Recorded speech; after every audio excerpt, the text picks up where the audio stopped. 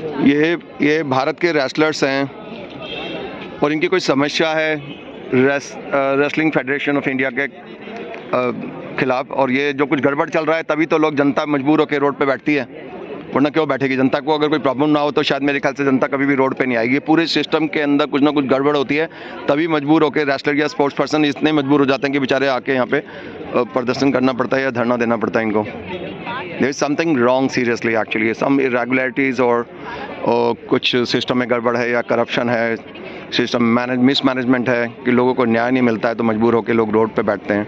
अगर सरकारें सही चलती रहे, सारे फेडरेशन सही चलते रहे, तो मेरे को आई डोंट थिंक कि लोगों को रोड पे आने की ज़रूरत पड़ेगी या लोगों को कुछ करने की ज़रूरत पड़ेगी। लोगों को क्या ज़रूरत है प्रदर्शन करने की यहाँ पे ठंड के अंदर, लेकिन इनके कोई इश्यूज़ होंगे, सीरियस इश्यूज़ होंगे, अभी ये प्रेस कॉन्फ्रेंस में बोलेंगे थोड़ी देर के अंदर, तो उसके बाद में ही हमें पूरा डिटेल पता लग पाएगा इनका।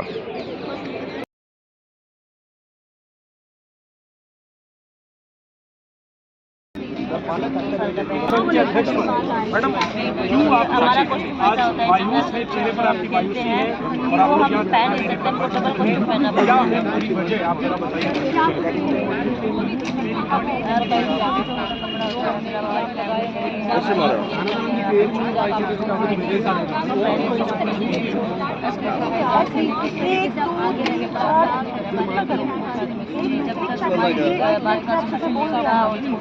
सही कह रहे हो, और भी बहुत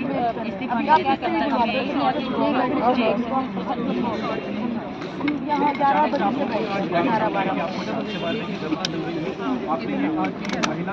बजे से ये कल तक तो यहाँ पे काफ़ी भीड़ थी, काफ़ी सारा वो था, प्रोटेस्ट था रेसलर्स का, विमेन रेसलर्स का, और आज यहाँ पे सन्नाटा है पूरा। और बेसिकली सरकार ने एक समिति बनाने की इनको बोला है कि समिति बना देंगे, उसमें 4 हफ्ते बाद उसकी रिपोर्ट आएगी। मगर सरकार लारा लप्पा लगा के टालने वाला खेल है इनका सरकार का। ये देखिए कल तक कितनी भीड़ थी यहाँ पे, देख रहे हैं कल तक कितनी भीड़ थी और आज खाली पड़ा है, पूरा खाली बैरिकेड्स पड़े हुए हैं, सारे पहलवान गायब हैं यहाँ पे, क्योंकि उनको आश्वासन दे दिया सरकार ने कि आपके लिए समिति, यहाँ पे बैठे थे सब कल, और उनको आश्वासन दे दिया कि चलो ये समिति बनाते हैं, इसके बारे में सच और झूठ का इन्वेस्टिगेशन जो भी होगी, पूरा लीपापोती होगी सरकार की तरफ से। वो आगे मीडिया के कुछ गाड़ियाँ खड़ी जरूर है, वो बैरिकेड के पीछे, ये पूरे धरना स्थल के जंतर मंतर के पीछे खड़ी हुए हैं, लेकिन इधर अंदर कोई भी नहीं है, पूरा का पूरा खाली है। कल यहाँ पे बहुत भीड़ थी, सारा मीडिया था, मेन स्ट्रीम मीडिया था यहाँ पे, सब कुछ था, लेकिन आज पूरा का पूरा खाली है। आप देख सकते हो यहाँ पे कोई भी नहीं है। कल की वीडियो में आपने देखा होगा कि बहुत सारे लोग थे, और ये सरकार ने 4 हफ्ते का समय मांग लिया, समिति बना दी, और मोस्टली मुझे लगता है कि पूरा लीपापोती होगी, जो कि सरकार के जिन पॉलिटिशियन के जो हथकंडे होते हैं वो यही होते हैं कि लीपापोती करके केस को ख़त्म कर दिया जाता है। कुछ गलती इनकी बता देंगे, कुछ अपनी बता देंगे, कुछ ऐसे कर के ख़त्म कर देंगे, और ज़्यादा प्रेशर आएगा तो देखेंगे वो कभी नौबत आएगी कि नहीं आएगी। क्योंकि जैसे उनके बारे में बताया गया, अध्यक्ष महोदय जो बृजभूषण जी हैं, उसके रेसलिंग फेडरेशन ऑफ इंडिया के जो अध्यक्ष हैं, वो बहुत ही इन्फ्लुएंसर बाहुबली टाइप के लीडर हैं, और 5-6 बार जीत चुके हैं लोकसभा के अंदर, वो इलेक्शन सांसद रह चुके हैं, उनका बहुत पावर है उनकी, और काफ़ी इन्फ्लुएंस है उनका बीजेपी के अंदर, तो उनको हटाना मेरे को लगता नहीं इनके बस की बात है। और क्योंकि ये लोग तमाम इनके जो बाधाएं, कंपल्शन, कौन सी प्रॉब्लम्स होती हैं इन पॉलिटिकल लीडर्स के अंदर, किसी को हटा सकते हैं नहीं हटा सकते, वो लेट्स सी। तो वो इनकी डिमांड थी इन लोगों की, जो रेसलर्स की, कि उनको हटा दिया जाए ऐसे गंदे और करप्ट लोगों को। लेकिन इन्वेस्टिगेशन करके अब देखते हैं उस समिति की इन्वेस्टिगेशन में क्या आता है। समिति की इन्वेस्टिगेशन में अगर ये आता है कि वो सचमुच था ऐसा, तो उसको क्या सज़ा दी जाएगी, ये सचमुच हुआ है तो क्या सज़ा दी जाएगी। अभी एक पक्ष ने, रेसलर्स ने उन पर इल्ज़ाम लगाया, हकीकत में क्या है ये कहानी पूरी की पूरी, तो ये उसमें वो सरकारी अपना बता देगी कि हमारा ये हुआ। तो वो ज़्यादातर ये पॉलिटिशियन की एक टैक्टिस होती है कि किसी मुद्दे को लटका के ख़त्म करने की, बाद में लेट हो जाता है, उसके बाद में सारे पहलवान 4 हफ्ते बाद वो समिति होगी, तब तक ये पहलवान किसी भी टूर्नामेंट की तैयारी कर रहे होंगे। तो बेचारे अब भी 2-3 दिन से भी परेशान थे कि इनको रेसलिंग की तैयारी करनी है, इनको प्रैक्टिस करनी है, प्रैक्टिस छूट जाती है, इनकी नॉन स्टॉप प्रैक्टिस करनी पड़ती है, वो छूट रही है, बैठे हैं 3 दिन से। तो वो सब चीज़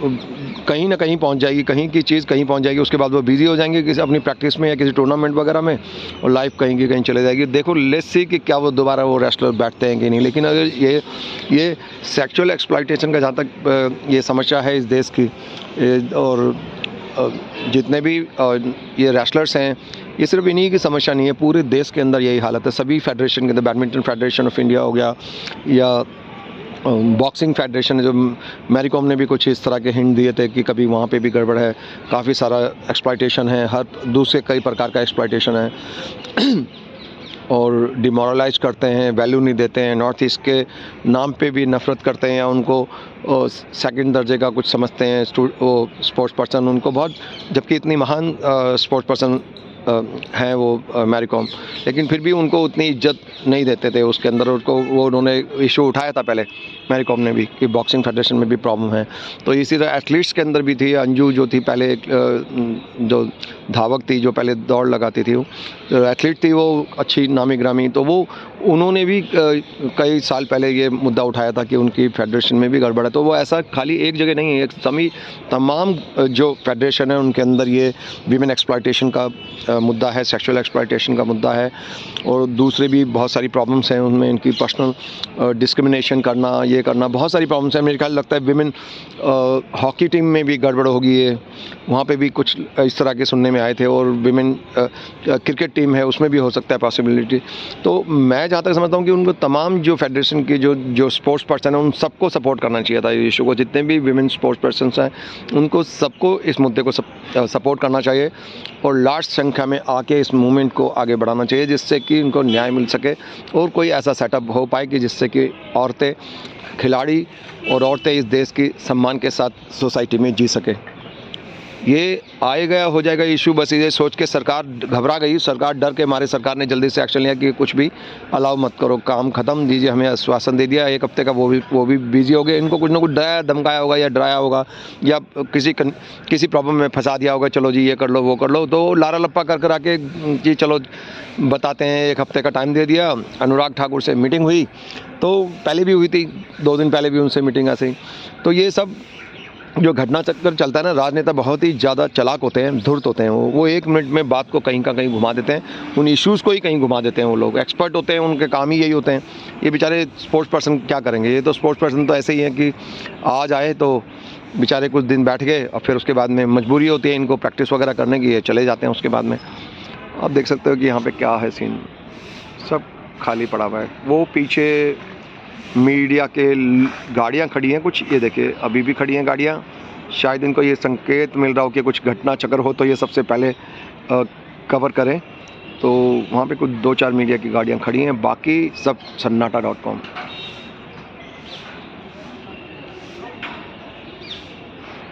ये देख सकते हैं आप पूरा कुछ नहीं है इधर। कल तक था, काफ़ी भीड़ थी, बहुत ज़्यादा भीड़ थी, काफ़ी लोग थे, और इसीलिए कि काफ़ी सारे ये मुद्दा उठा हुआ है तो कई लोग बेचारे आए। आज एक लड़की थी यूपी से, उनके साथ भी कोई झूठा ऐसा बना के कि भाई कि शादी करूँगा, किसी बंदे ने बोल के, और उसके शादी नहीं किया, उसके बच्चा भी हो गया, मना कर रहा कि मेरा बच्चा ही नहीं है, तेरे तो बहुत सारे अफेयर हैं, वो उलट सुलट बोल के उसको कैरेक्टर असैसिनेशन कर दिया, उसका पूरा का पूरा चरित्र हनन कि भाई तुम तो गलत हो, ये है वो है, तो ये मेरा बच्चा ही नहीं है। वो लड़की बोल रही थी कि मेरा बच्चा नहीं है, तो यहीं बैठी थी वो सामने, ये जो मैं जिधर कर रहा हूँ ना कैमरा, उस तरफ ही बैठी थी अभी थोड़ी देर पहले तक, अभी शाम हुई तो चले गए हो। तो वो कहती है लड़की कि भाई अगर मेरा नहीं है, अगर तुम कहते तुम्हारा नहीं है तो ये DNA करा लो, इसका DNA टेस्ट करा लो, और उसको धमकी दे रहे हैं, उसको बच्चे को मारने की धमकी दे रहे हैं, उसको मारने की धमकी दे रहे हैं। बेचारी रो रही थी, उसकी माँ भी और वो दोनों भी, उनके FIR तक भी लॉन्च नहीं हुई है वहाँ पर। तो इतनी बुरी हालत के अंदर है, तो डर रही थी कि हम काम क्या करेंगे, यहाँ तो काम भी नहीं कर सकते, हम कैसे संघर्ष करेंगे। मैंने कहा कि आप दिल्ली से 0 FIR लॉन्च कर लीजिए, यहाँ से दिल्ली से आप कर लीजिए, थोड़ा सपोर्ट के लिए आप जो नेशनल जो राष्ट्रीय महिला आयोग है उसमें चले जाइए, वो हेल्प करेंगे आपकी, और बहुत सारे विमेन सेल भी होते हैं वो भी हेल्प करेंगे। तो ये देखिए कि जैसे ही थोड़ा लगता है कि हाँ भाई कुछ महिलाओं के लिए कुछ बात चल रही है या कुछ इनका मोमेंटम चल रहा है कि इनके खिलाफ जो एट्रॉसिटीज़ होती हैं, इनके खिलाफ जितना भी अत्याचार होता है, उसमें कहीं पे भी कुछ लगता है, थोड़ी सी भी उम्मीद की बात लगती है कि हाँ भाई लोग उठ रहे हैं, उनके खिलाफ जो जुल्म हो रहे हैं उनके समर्थन में कि भाई ये जुल्म ना हो, उनके समर्थन में, महिलाओं के समर्थन में लोग उठना शुरू हुए हैं। तो लोगों की हिम्मत बनती है, बेचारे कहीं ना कहीं से गाँव से दूर दूर तक जो कहाँ से लोग आते हैं बेचारे उम्मीद में कि उनके साथ न्याय होगा। लेकिन न्याय होता है या नहीं होता है, ये तो justice delayed is justice denied, ये सिचुएशन है कि टाल दिया है उसको। अब देखो 4 हफ्ते बाद क्या होता है, सिचुएशन क्या होती है, कोई ना कोई ऐसी प्रॉब्लम खड़ी कर देंगे राजनेता जिससे कि और ध्यान भटक जाए और बात कहीं की कहीं पहुंच जाएगी। देखना होने ही नहीं देंगे वो किसी कीमत पे भी। आई डोंट थिंक कि वो अलाउ करेंगे कि दोबारा से यहाँ पे रेस्टर्स बैठे या कुछ और बैठे, क्योंकि सरकार को अपनी खतरा लगता है अपने लिए। कोई भी प्रोटेस्ट होता है तो सरकार को लगता है कि उनकी सत्ता जाएगी, ज़्यादा मोमेंटम बढ़ गया, कोई आंदोलन मेजर हो जाएगा तो दिक्कत हो जाएगा, तो उनको डर लगता है और इसलिए वो जल्दी से जल्दी इन तमाम चीज़ों को ख़त्म करने की कोशिश करते हैं। तो अभी देखते हैं 4 हफ्ते तक इंतजार करेंगे क्या आप? मुझे लगता नहीं कहाँ पहुँचेगा ये पूरा का पूरा मुद्दा। लेकिन सभी फेडरेशन के अंदर ये प्रॉब्लम है, खाली इसी में नहीं है। विमेन के साथ वर्किंग प्लेसेस के अंदर भी जो उनका एक्सप्लॉयटेशन होता है, सभी प्राइवेट ऑफिसेस के अंदर भी होता है। उनको प्रमोशन के नाम पे उनको एक्सप्लॉयट करा जाता है, सेक्सुअली एक्सप्लॉयट करा जाता है। उनको प्रमोशन देने की नहीं दे, तनख्वाह बढ़ानी है नहीं बढ़ानी, उनको पद दूसरा देना नहीं देना, तमाम तरह की साजिशें रची जाती हैं प्राइवेट जो ऑफिसेस है उनके अंदर भी, जो प्राइवेट कंपनीज है उसके अंदर भी। सरकार कोई खास ध्यान देती नहीं है उन चीज़ की तरफ से। शायद प्राइवेट कंपनियों से उनको पॉलिटिकल पार्टीज़ को फंड मिलता है या क्या मिलता है या करप्शन रीज़न है, जो भी कुछ भी रीज़न तो है ना, वहाँ उनकी तरफ क्यों कुछ नहीं करती है। पहले की जो harassment, women harassment in working places, उस पर भी कानून बना है कि सबको अपना एक वहाँ पे रखना पड़ेगा, एक ग्रीवेंस सेल रखना पड़ेगा और जो भी कोई प्रॉब्लम होती है वो, तो उसको विक्टिमाइज़ ना करा जाए। कोई कंप्लेंट करता है तो उसको विक्टिमाइज़ ना करा जाए, उसको उठा के नौकरी से निकाल देते हैं कि हम तनख्वाह देते हैं तो हम इस्तेमाल करेंगे तुम्हारे को, जबकि मैन के साथ ऐसा नहीं होता है। उनको थोड़ी कोई सेक्सुअली एक्सप्लॉइट करता है कि भाई तुझे तनख्वाह दे रहे हैं तो तुम्हारे को सेक्सुअली एक्सप्लॉइट करेंगे। लेकिन विमेन के साथ ऐसा होता है, मैक्सिमम केसेस में ऐसा होता है कि ज़्यादातर विमेन के साथ में एक्सप्लॉइटेशन होता है कि हम तुम्हें तनख्वाह दे रहे हैं तो हम तुम्हें इस्तेमाल करेंगे। वो सेक्सुअल एक्सप्लॉइटेशन करते हैं उनका, और वो बेचारी मजबूर होकर अपने घर गृहस्थी चलाने के लिए, अपने बच्चे पालने के लिए मजबूर हो जाती है उनके साथ कंप्रोमाइज़ करने के लिए। तो ये सब देश का बहुत ही बुरा हाल है। ये खासकर इंडिया में होता है ऐसा, बाहर देशों में, यूरोपियन कंट्री में तो नहीं होता है। जो डेवलप कंट्रीज़ हैं, विकसित देश हैं, एजुकेटेड सोसाइटीज़ हैं, उनमें नहीं होता ऐसा। और अपनी इच्छा से कोई कुछ करता है तो उसको आप एक्सप्लॉइटेशन नहीं कह सकते, लेकिन ज़बरदस्ती कर रहा है कोई इस वजह से कि तुम्हें प्रमोशन ही तब देंगे तब कि तुम हमारे साथ कंप्रोमाइज़ करोगी, तो फिर एक्सप्लॉइटेशन है टोटल। और वही उसी के लिए वो कानून गैर कानूनी तभी होता है। कोई लड़का लड़की का सेक्स कर रहा है तो वो गैर कानूनी नहीं है, अनलेस कि वो कोई भी लड़की अगर 18 साल से कम है तो वो अलग पॉइंट बनता है उसका। लेकिन वो डेफिनेशन के हिसाब से रेप माना जाएगा, क्योंकि जो माइनर की कंसेंट हाँ भी करे तब भी कोई फ़ायदा नहीं है, वो कानून नहीं मानता उसको। तो लेकिन म्यूचुअली अगर कोई कुछ कर रहे हैं, अगर दोनों मेजर हैं और दोनों लड़का लड़की दोनों अगर सेक्स करते हैं तो कोई इसमें कोई प्रॉब्लम नहीं है एज सच। लेकिन हाँ, ज़बरदस्ती करेगा कोई किसी के साथ कि मुझे ये पसंद है मैं तो उसको ज़बरदस्ती करूँगा, तो वो तो क्राइम बन जाता है सीधा का सीधा, क्रिमिनल एक्ट बन जाता है। तो सीधा रेप, अगर ज़बरदस्ती कोई सेक्स करता है किसी के साथ तो बगैर उसकी कंसेंट के और फोर्स के साथ या ज़बरदस्ती करेगा उसकी विल के अगेंस्ट, तो वो सीधा क्राइम है, रेप है और सेक्सुअल असॉल्ट है।